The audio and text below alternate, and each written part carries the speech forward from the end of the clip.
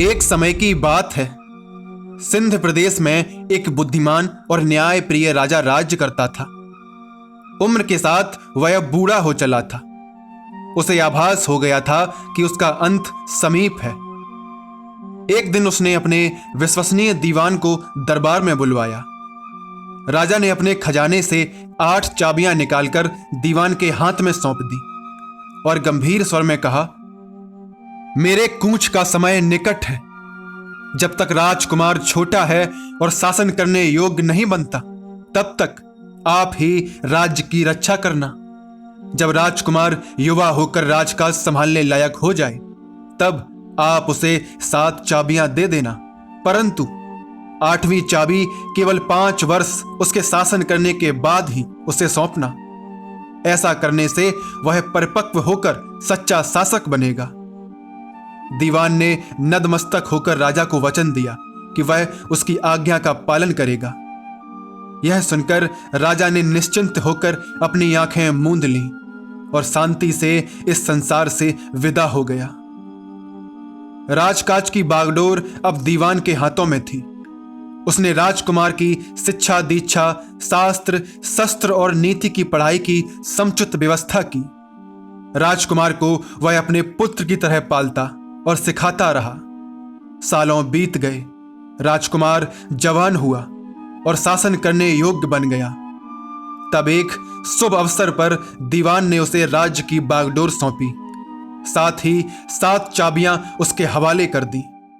राज तिलक का भव्य समारोह हुआ। उत्साहित राजकुमार ने ताज पहना और राज सिंहासन पर आसीन होते ही दीवान से मिली चाबियां लेकर 7 तहखाने खोले। जैसे ही दरवाजे खुले, भीतर सोने चांदी के ढेर, हीरे मोतियों के खजाने और बहुमूल्य रत्नों के अंबार चमक उठे। राजकुमार की आंखें चमक उठी। वह अत्यंत प्रसन्न हुआ और भावुक होकर बोला, वफादार दीवान, आपने राज्य की रक्षा ही नहीं की, बल्कि मेरे लिए सब कुछ सुरक्षित रखा। मैं आपका सदा ऋणी रहूंगा। राजकुमार ने कृतज्ञता से दीवान को प्रणाम किया और राज्य में चारों ओर हर्षोल्लास का वातावरण छा गया। कुछ ही दिन बीते थे कि दरबार में एक चुगलखोर दरबारी ने नया बीज बो दिया।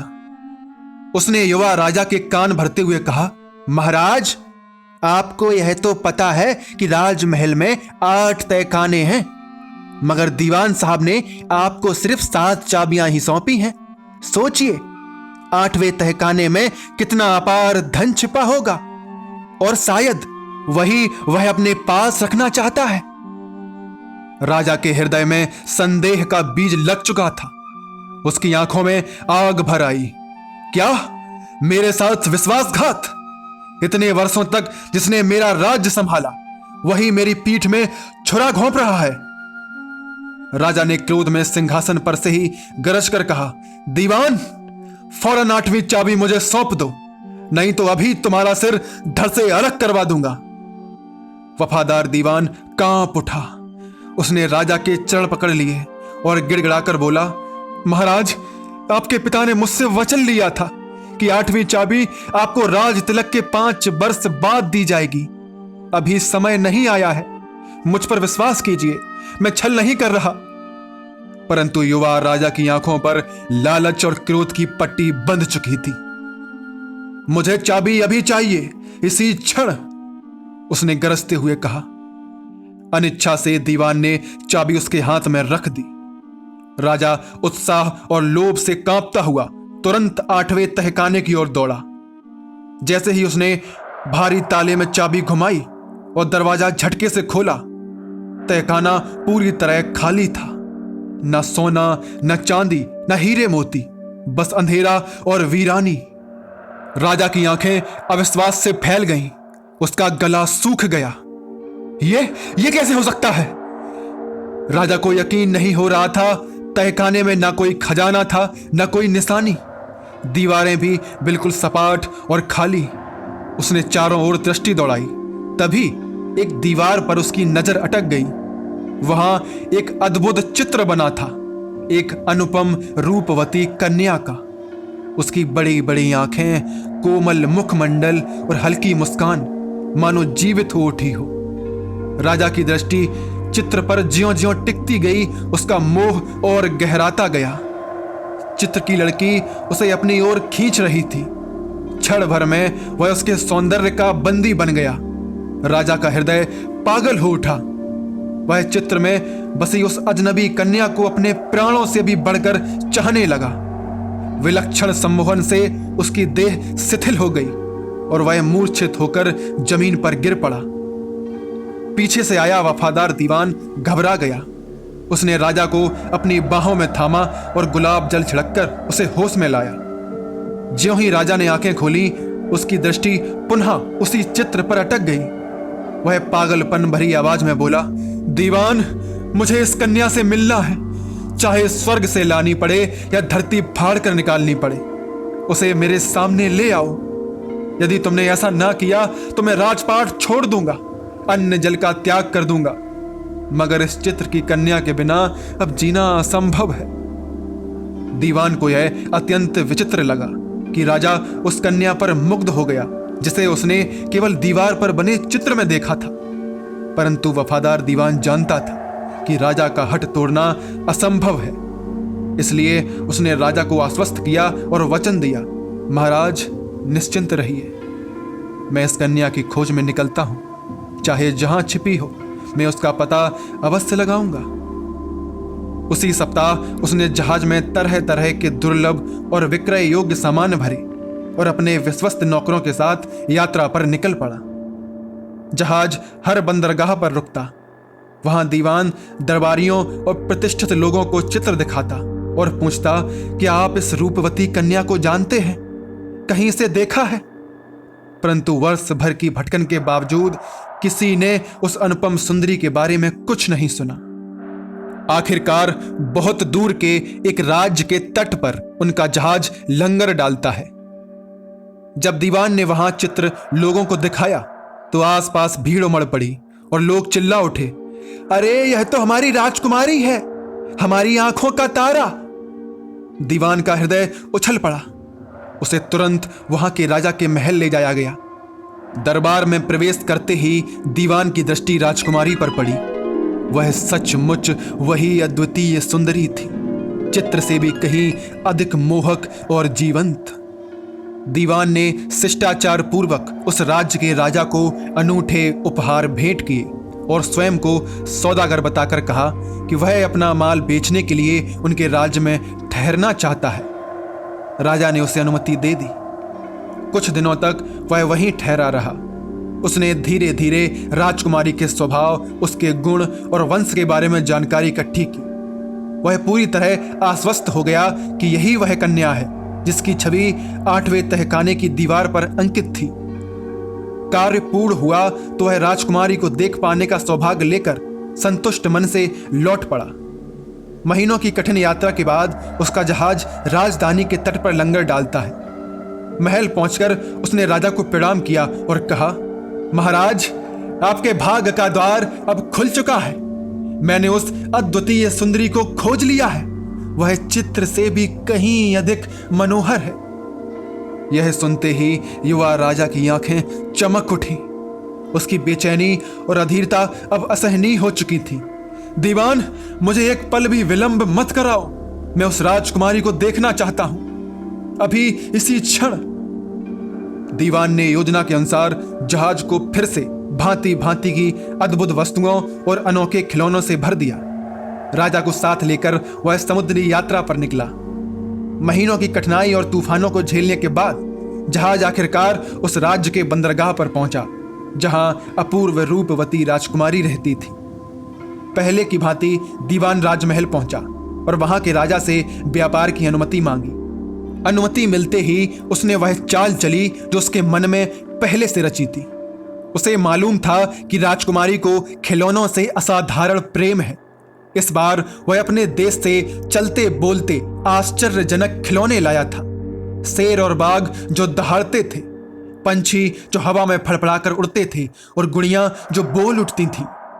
राजकुमारी इन अद्भुत खिलौनों को देखकर मोहित हो गई। उसकी आंखों में कौतूहल की चमक नाच उठी। तब दीवान मुस्कुराकर बोला, राजकुमारी जी, ये तो हमारे देश के साधारण खिलौने हैं जिन्हें हमने जमीन पर उतारा है। जहाज पर तो ऐसे ऐसे अनोखे खिलौने हैं कि इनकी बराबरी भी नहीं कर सकते। यदि आप चाहें तो स्वयं आकर देख सकती हैं। राजकुमारी का कुतूहल चरम पर पहुंच गया। वह अपनी 6 दासियों के साथ तुरंत दीवान के साथ चल पड़ी। जैसे ही वह जहाज पर चढ़ी, युवा राजा ने आगे बढ़कर उसकी शिष्टता पूर्वक अगवानी की। वह स्वयं उसे खिलौने दिखाने लगा। हर एक नया खिलौना देखकर राजकुमारी आश्चर्य से उछल पड़ती, खिलखिलाती और मोहित हो जाती। उधर गुपचुप योजना के तहत मल्लाहों ने जहाज का लंगर काट दिया और पाल खोल दिए। सारी तैयारी इतनी चतुराई और निपुणता से हुई कि राजकुमारी और उसकी दासियों को जरा भी आभास न हो पाया। कुछ ही देर में जहाज बंदरगाह छोड़कर समुद्र की गहराइयों में उतर चुका था। अब तट बहुत पीछे छूट गया था और राजकुमारी अपने राज्य से अनजाने सफर पर निकल चुकी थी। ज्यों ही राजकुमारी और उसकी दासियों को आभास हुआ कि उन्हें छल से हरण कर लिया गया है, वे भय से स्तब्ध रह गईं। अगले ही क्षण वे विलाप करने लगी, चीख चिल्लाने लगी और जहाज की वस्तुएं उलट पलट कर तोड़ने लगी। राजकुमारी का क्रोध समुद्र की लहरों की तरह उमड़ रहा था। तभी युवा राजा आगे बढ़ा। उसने विनम्र स्वर में कहा, देवी क्षमा करें। यदि मेरे हृदय की व्यथा सुन लेंगी तो शायद मुझे अपराधी नहीं बल्कि एक प्रेमी मानेंगी। जिस दिन मैंने आपके चित्र को 8वें तहखाने में देखा, उसी दिन से मेरे प्राण आपके हो गए। मैं न खा पाया न सो पाया। मेरी आत्मा बस आपके सानिध्य के लिए तड़पती रही और इसी तड़प ने मुझे 7 समंदर पार की कठिन यात्रा करने को विवश किया। आज जब आप मेरे सम्मुख हैं तो जीवन सफल प्रतीत हो रहा है। उसकी बातें, उसका अनुराग और शिष्ट व्यवहार राजकुमारी के हृदय को छू गया। धीरे धीरे उसका प्रतिरोध शिथिल पड़ने लगा। उसकी आंखों से आक्रोश के आंसू बहते बहते प्रेम की कोमल नमी में बदल गए। अंततः राजकुमारी का हृदय भी युवा राजा के प्रति आकर्षित हो उठा। उसे लगा जैसे वह स्वयं भी अनजाने में उससे प्रेम करने लगी है। राजा और राजकुमारी अब एक दूसरे के साथ समय बिताने लगे। समुद्री यात्रा लंबी थी। मंजिल तक पहुंचने में महीनों लगने थे, परंतु अब वह समय उन्हें बोझिल नहीं लगता था। समुद्र की अथाह गहराइयां, लहरों की गूंज और नीला आकाश मानो उनके प्रेम का साक्षी बन गया था। जहाज अपनी मंजिल के करीब था। क्षितिज पर धरती की हरी झलक दिखाई देने लगी थी। युवा राजा और राजकुमारी प्रेम में डूबे जहाज की पाटन पर हाथों में हाथ डाले टहल रहे थे। उनके चेहरों पर भविष्य के सुनहरे सपनों की चमक झलक रही थी। बूढ़ा दीवान, जिसने यह पूरा कारवां रचा था, गलही पर बैठा अधमुदी आंखों से जहाज के संग लहरों को चीरती गति को निहार रहा था। उसने धीरे धीरे सर उठाया और पास आती भूमि की ओर देखा। तभी नीले आकाश से तोते मैना का एक जोड़ा पंख फड़फड़ाता हुआ उतरा और जहाज की जंगले पर आ बैठा। दीवान, जो पंछियों की बोली समझता था, उन्हें ध्यान से देखने लगा।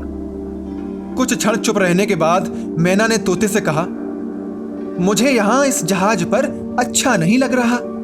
मन भारी भारी सा हो रहा है। कोई कहानी सुना दो ना। तोता कुछ पल चुप रहा, फिर गहरी सांस लेकर बोला, कहानी क्यों सुनाऊं? हमारी आंखों के सामने ही एक कथा घट रही है। देखो, उस युवा राजा और उसकी भावी रानी को देखो, कितने आनंद और मद से भरे हैं। पर अफसोस, यह सुख अधिक दिनों का नहीं। राजा केवल 3 दिन और जिएगा। दीवान का दिल धक से रह गया। उसकी सांस अटक गई और माथे पर पसीना छलक आया। उसने घबराकर तोते और मैना की ओर देखा। क्या कहा तुमने? उसके होंठ कांपे। लेकिन प्रेम में डूबा राजा और राजकुमारी तोते की भविष्यवाणी से अनजान अब भी हंसते खिलखिलाते जहाज की पाटन पर टहल रहे थे। तोता बोला, 3 दिन बाद जहाज तट पर लंगर डालेगा। राजा की अगवानी के लिए उसकी फौज, हाथी और घोड़े आएंगे।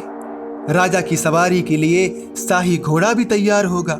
लेकिन वह घोड़े का रूप धरे एक राक्षस होगा। जैसे ही राजा उस पर बैठेगा, वह उसे लेकर आकाश में उड़ जाएगा और समुद्र में गिरा देगा। मैना की आंखें भर आईं और बोली, तो विवाह से पहले ही राजकुमारी का सुहाग उजड़ जाएगा। कैसी सुंदर जोड़ी है, बेचारी पर तो दुखों का पहाड़ टूट पड़ेगा। क्या राजा किसी तरह बच नहीं सकता? तोते ने उत्तर दिया, बच सकता है प्रिय, यदि कोई राजा के घोड़े को छूने से पहले ही उसका सिर काट दे। पर ध्यान रहे, यह बात किसी से कहना मत। जो भी यह रहस्य प्रकट करेगा, उसका 1/3 शरीर पत्थर का हो जाएगा। यह कहकर तोता मैना उड़ गए। यह सब सुनकर बूढ़ा मंत्री अपने स्वामी के जीवन के लिए गहरी चिंता में डूब गया। उधर प्रसन्नचित्त राजा राजकुमारी के साथ टहल रहा था। राजकुमारी का चेहरा भी खुशी से दमक रहा था। उन्हें तनिक भी भान न था कि कैसा भयावह भविष्य उनकी प्रतीक्षा कर रहा है। अगले दिन तोता मैना फिर आए और उसी स्थान पर बैठ गए। मंत्री ने उन्हें देखा और पास जाकर बैठ गया। उनका एक भी शब्द वह अनसुना नहीं छोड़ना चाहता था। मैना ने पाटन पर टहलते राजा और उसकी मंगेतर को देखा और तोते से पूछा, अगर राजा राक्षस घोड़े से बच जाए तो फिर उन्हें कोई खतरा नहीं रहेगा ना? उसके बाद तो वे विवाह करके सुख से रहेंगे। तोते ने कहा, नहीं प्रिय, इतनी जल्दी मत करो। राजा और राजकुमारी शायद कभी सुख से ना रह सकें। यदि वह राक्षस घोड़े से बच भी गया तो विवाह समारोह में मर जाएगा। समारोह में राजा शुद्ध सोने की एक तस्तरी देखेगा। वह तस्तरी उसे इतनी भाएगी कि वह उसे उठाएगा और विवाह करा रहे पंडितों को देने के लिए राज स्वर्णकारों को वैसी ही तस्तरियां बनाने का आदेश देगा। लेकिन थोड़ी ही देर बाद वह अचेत होकर गिर पड़ेगा और प्राण त्याग देगा, क्योंकि उस तस्तरी पर हलाहल चुपड़ा होगा। तस्तरी को छूते ही हलाहल उसकी त्वचा में प्रवेश कर जाएगा और शीघ्र ही उसकी मृत्यु हो जाएगी। मैना फिर व्याकुल हो उठी, तो क्या राजा के प्राण किसी तरह बच नहीं सकते? तोते ने उत्तर दिया, बच सकते हैं, यदि कोई कपड़े से तस्तरी को उठाकर दूर फेंक दे तो राजा का जीवन सुरक्षित हो जाएगा। पर याद रहे, यह बात किसी से कहना मत। जो भी यह रहस्य प्रकट करेगा, उसका 1/3 शरीर पत्थर का हो जाएगा। यह कहकर तोता मैना उड़ गए। मंत्री गहन चिंतन में डूबा, वहीं बैठा रह गया। अगला दिन समुद्री यात्रा का आखिरी दिन था।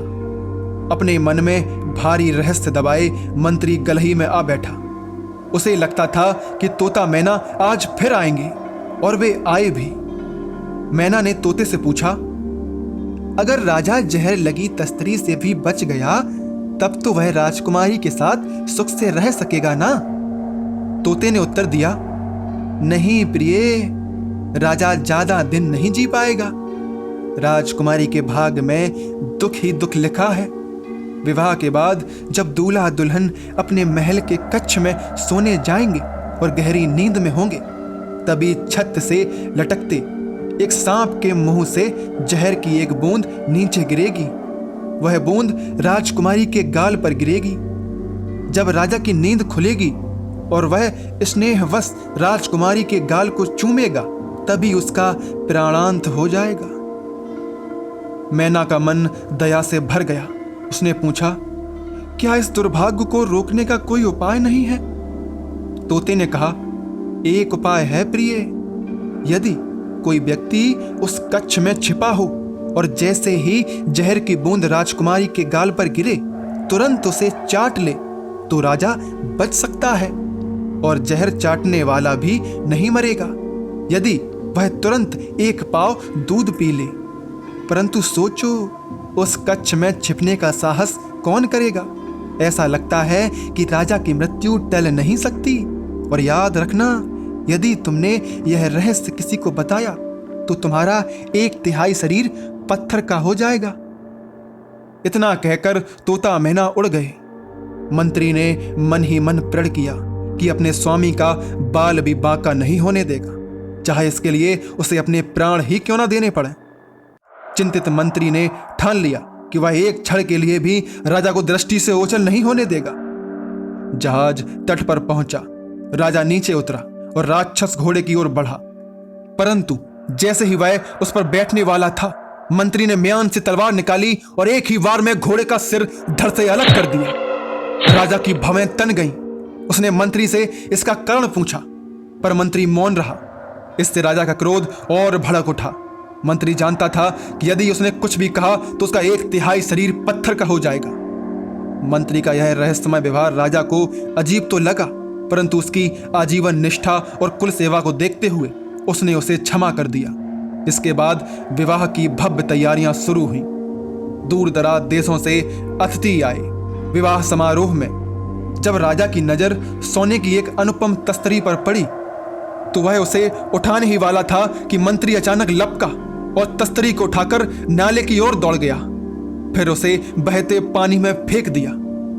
राजा यह देख हैरान रह गया। उसने मंत्री से इसका कारण पूछा, परंतु मंत्री मौन ही रहा।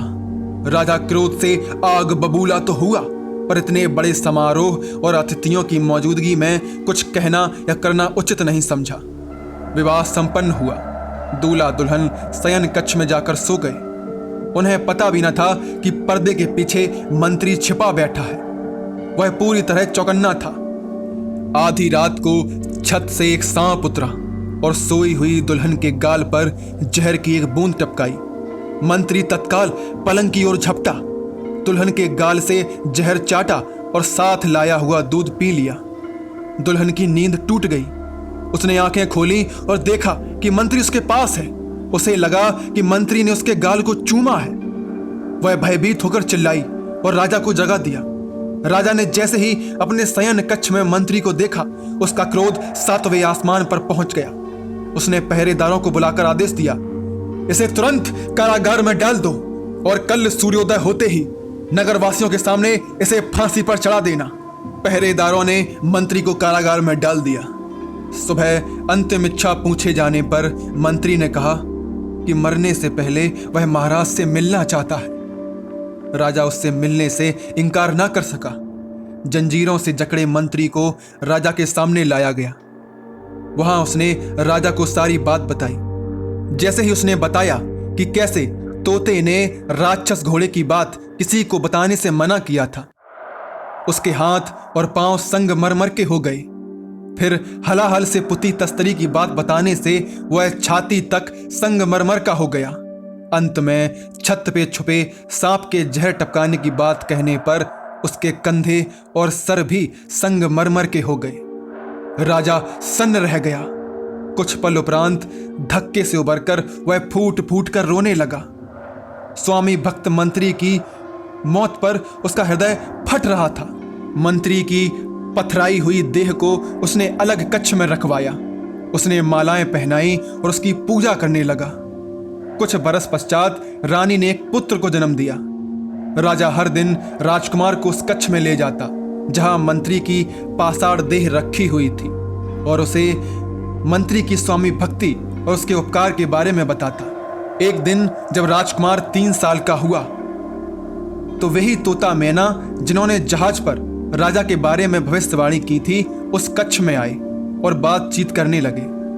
राजा इस समय उनकी बोली समझ सकता था क्योंकि वह मंत्री की मूर्ति के पास खड़ा था।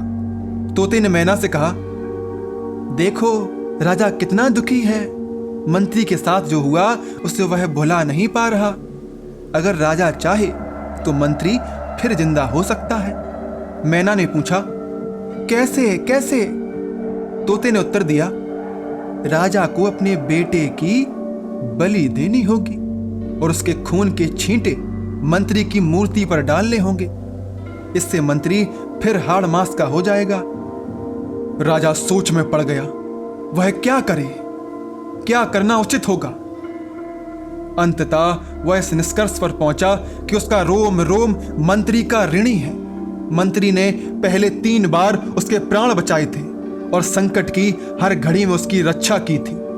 यही सोचकर राजा ने ठान लिया कि अब उसे मंत्री की सेवा का पूरा उत्तर देना चाहिए।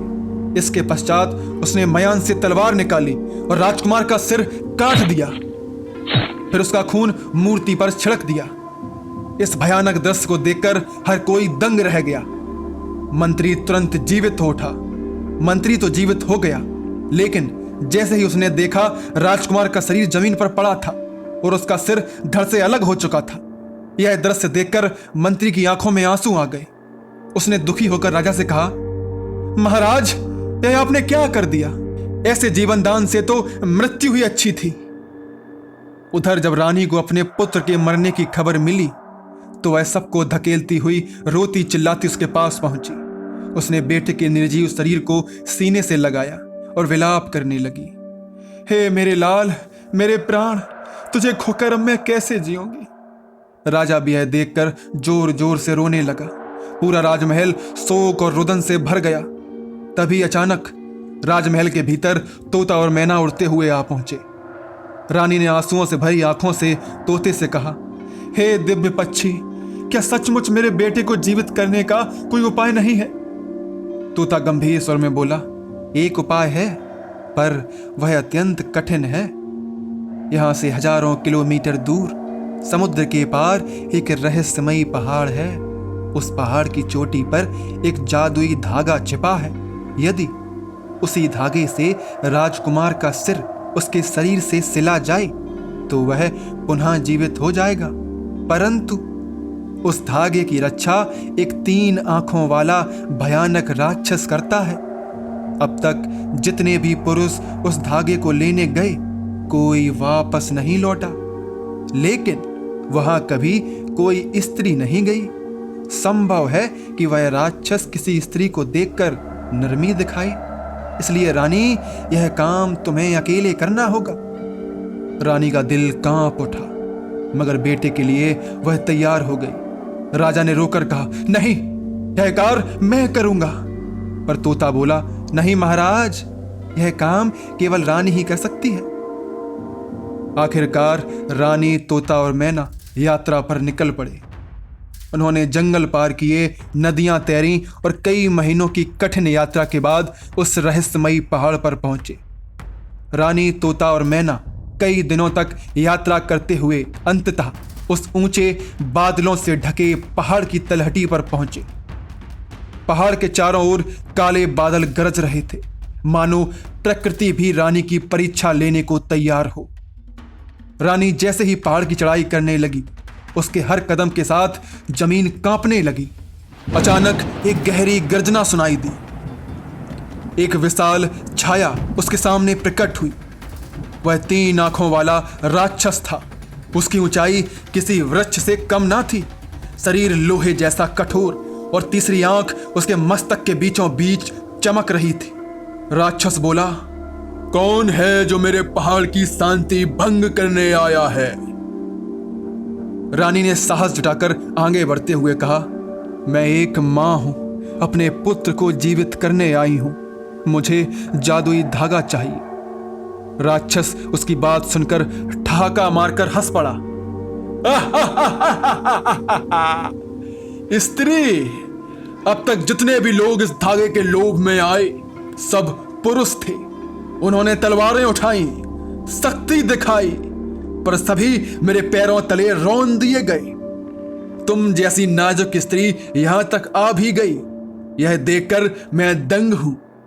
तुम्हारी बहादुरी की दाद देता हूं, पर ध्यान रख, इसका अर्थ यह नहीं यह धागा तुझे आसानी से मिल जाएगा। यदि इसे पाना चाहती है तो तुम्हें अपनी योग्यता सिद्ध करनी होगी। रानी ने दृढ़ निगाहों से उसकी ओर देखा और बोली, मैं अपने पुत्र के लिए हर कठिनाई स्वीकार करूंगी। बताओ क्या करना होगा? राक्षस ने अपनी तीसरी आंख से भयानक ज्वाला निकाली और बोला, तुम्हें मेरे 7 प्रश्नों का उत्तर देना होगा। यदि तुमने सही उत्तर दिए तो धागा तुम्हारा होगा, लेकिन यदि एक भी उत्तर गलत हुआ तो तुम्हें भी मैं उन पुरुषों की तरह मिट्टी में मिला दूंगा। रानी के चेहरे पर क्षण भर के लिए चिंता की रेखाएं उभरी, लेकिन तोते ने धीरे से उसके कान में कहा, डरो मत रानी, बुद्धि और धैर्य से काम लो। राक्षस की ताकत बल में है, पर कमजोरी उसके अहंकार में है। यही तुम्हें जीत दिलाएगा। रानी ने आंखें बंद कर गहरी सांस ली और आत्मविश्वास से बोली, मैं तैयार हूं, पूछो अपने 7 प्रश्न। तो बताओ स्त्री, वो कौन सी चीज है जो टूटने पर आवाज नहीं करती, पर जुड़ने पर जीवन भर साथ निभाती है? वह विश्वास है। जब टूटता है आवाज नहीं होती, और जब बनता है तो सबसे गहरा रिश्ता खड़ा करता है। राक्षस थोड़ी देर तक गंभीर होकर उसे घूरता रहा और बोला, सही है। दूसरा प्रश्न, ये बताओ, बिना पंख के कौन उड़ता है, बिना पैरों के कौन चलता है, और बिना मुंह के किसकी आवाज गूंजती है? समय बिना पंख के उड़ता है, हवा बिना पैरों के चलती है, और दिल की भावना बिना शब्दों के भी गूंजती है। तोता और मैना खुशी से फड़फड़ाने लगे। तीसरा प्रश्न, कौन सा दीपक है जो जलने पर खुद मिटता है, पर दूसरों को रोशनी देता है? त्याग। राक्षस की आंखें क्षण भर के लिए चमकी, मानो प्रभावित हुआ हो। चौथा प्रश्न, तुम एक मां हो, यह बताओ, कौन सा रिश्ता है जिसमें खोना ही पाना कहलाता है? मां बेटे का रिश्ता। मां अपना सब कुछ खोती है, नींद, सुख, आराम, और बदले में अपने बच्चे को जीवन देती है। यही उसका सबसे बड़ा पाना है। राक्षस क्षण भर के लिए मौन हो गया। उसकी तीसरी आंख हल्की धीमी हो उठी।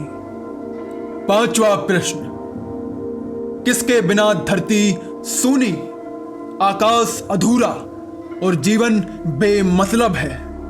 उम्मीद।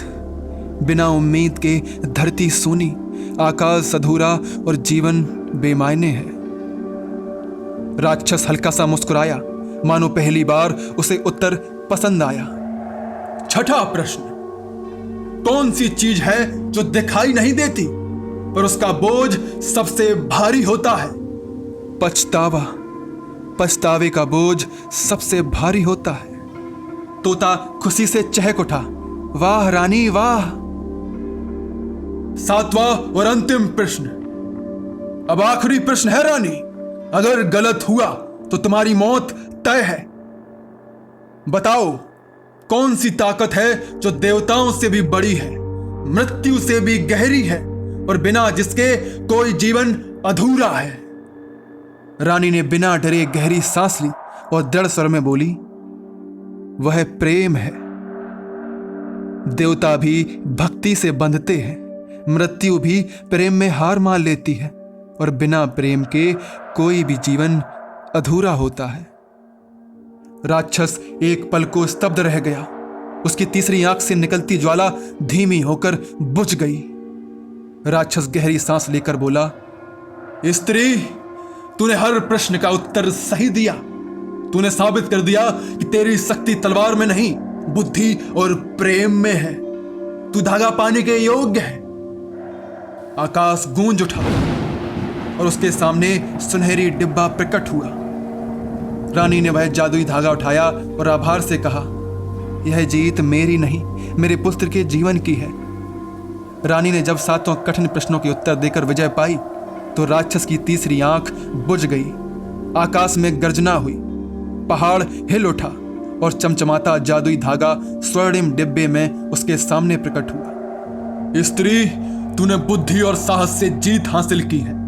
यह धागा तेरे पुत्र के जीवन का सेतु बनेगा, पर याद रख, यह धागा तभी असर करेगा जब तेरे मन में जरा भी स्वार्थ ना हो। रानी ने सिर झुकाकर प्रणाम किया और आंसुओं से भींगा चेहरा उठाकर बोली, मेरा सब कुछ मेरे पुत्र के लिए है, मेरे मन में कोई और इच्छा नहीं। रानी, तोता और मैना कई दिनों का सफर तय करके अंततः समुद्र पार कर राजमहल लौटे। जैसे ही वह पहुंची, पूरा महल स्तब्ध खड़ा था। राजकुमार का निर्जीव शरीर सैया पर रखा हुआ था और राजा शोक में डूबा हुआ था। राजा ने रानी को देखा तो दौड़कर उसके पास आया। राजा कांपते स्वर में बोला, रानी, क्या तुम सचमुच धागा लेकर लौटी हो या ये सिर्फ एक स्वप्न है? रानी ने स्वर्णिम डिब्बा खोला। उसमें रखा धागा सूर्य की किरणों सा चमक रहा था।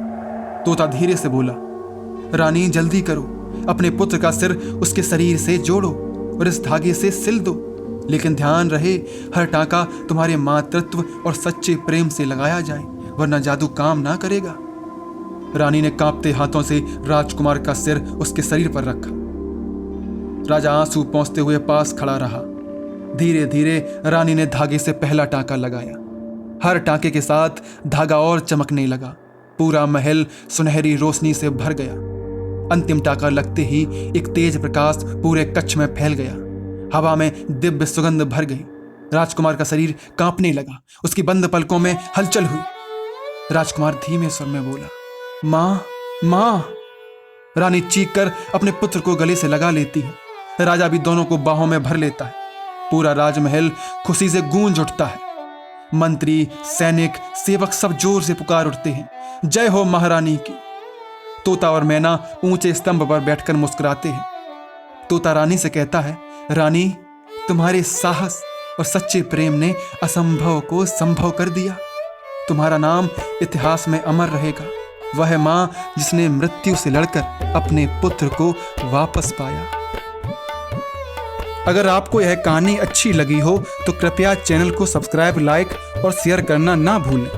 और आप ब्रह्मांड के किस कोने से इस कहानी को देख रहे हैं, यह भी हमें जरूर बताइए, ताकि हम आपके क्षेत्र से जुड़ी और भी लोक कथाएं व कहानियां लेकर आ सकें। धन्यवाद। आपका दिन मंगलमय हो।